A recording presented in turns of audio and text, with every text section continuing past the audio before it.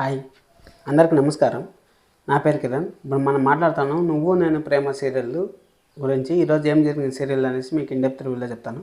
ఎవరినో కొత్తగా చూస్తాను సబ్స్క్రైబ్ చేసుకోండి. చాలా మంది చూస్తాను కానీ సబ్స్క్రైబ్ చేసుకోవట్లేదు. అసలు పద్మావతి గారు అంత మంచి వాళ్ళని ఎలా అనుమానిస్తా అంటారు అను గారు. అసలు మీకు ఎంత హెల్ప్ చేసింది, ఎంత బాగా చూసుకునింది, అసలు మీరు ఎందుకు ఈ విధంగా చేస్తా అంటారో నాకైతే అర్థం కావట్లేదు. ఇంట్లో అందరూ పద్మావతి గారు మంచి వాళ్ళు అంటారంటే మీరు మాత్రము ఫంక్షన్ జరగడం ఇష్టం లేదు, పాపకు నీళ్ళు పోసాక కూడా ఇవ్వట్లేదంటే మీరు అసలు ఎందుకు ఈ విధంగా ఎవరో ఒకరు చెప్పిన మాటలు వినేసి మీరు ఈ విధంగా తయారవుతారని నేను అసలు అనుకోలేదు అన్నగారు. మీరు కూడా అలా అనుకోకుండా ఉంటే ఖచ్చితంగా లైక్ చేయండి వీడియోకి. ఎందుకంటే వీడియో లైక్ చేసిందంటే చాలామందికి రీచ్ అవుతుంది కదా, దానికోసం చెప్తాను.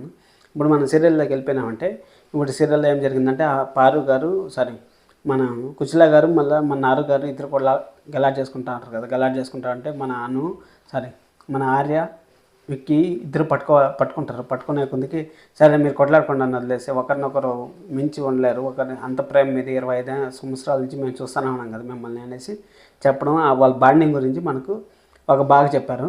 అక్కడ అది అయిపోయిన తర్వాత ఆ పార్ట్ అయిపోయిన తర్వాత సెకండ్ పార్ట్లో ఏమొచ్చిందంటే ఇక్కడ సులోచన గారిని వాళ్ళ కొడుకు యశో గారిని చూపించారు. యశో ఎక్సర్సైజ్ చేస్తా ఉంటే ఈ విధంగా నేను ఒక అమ్మాయికి 20 బ్లాంక్ చెక్ ఇచ్చానమ్మా, కానీ నా మనుషులు నా ఇంట్లో ఉండే వాళ్ళకే నేను వాల్యూ ఇస్తాను సార్, మా ఇంట్లో ఉండే వాళ్ళకి ఈ విధంగా ఇష్టం లేదు, నాకు కూడా ఆ విధంగా ఉండడం ఇష్టం లేదు అని చెప్పడం మాత్రం నెక్స్ట్ లెవెల్ అనిపించింది కదా మీకు కూడా. అలాగనే ప్రతి ఒక్క అమ్మాయి పద్మావతి లాగా ఒక ఇంట్లో ఖచ్చితంగా ఒకరు ఉండాలి. ఇంట్లో వాళ్ళని అర్థం చేసుకునే దానిలో కానీ ఖచ్చితంగా ఎవరో ఒకరు ఉండాలని నా మనస్ఫూర్తిగా నేను చెప్తాను ఇది. సరే అనేసి అక్కడ యేసు చెప్తాడు. సరే అనేసి అప్పుడు వాళ్ళ అమ్మకి చెప్పడు ఈ విధంగా జరిగిందనేసి వాళ్ళ అమ్మకి చెప్పడు.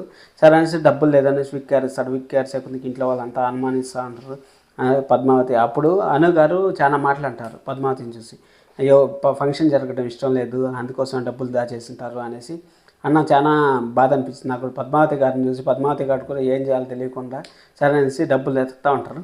డబ్బులు ఎత్తితే సరే అనేసి ఇంక గాజులోనే ఉన్నాయి, గాజులోనే ఎత్తుకుపోదామనేసి గాజులు ఎత్తుకుపోయి కుదరబెట్టేసి డబ్బులు తీసుకొద్దామనేసి పోతా ఉంటారు. పోతా ఉంటే అప్పుడు ఏం జరిగిందంటే పద్మావతి గారు కూడా ఇది కూడా ప్లస్ పాయింట్ అనుకోవాలి.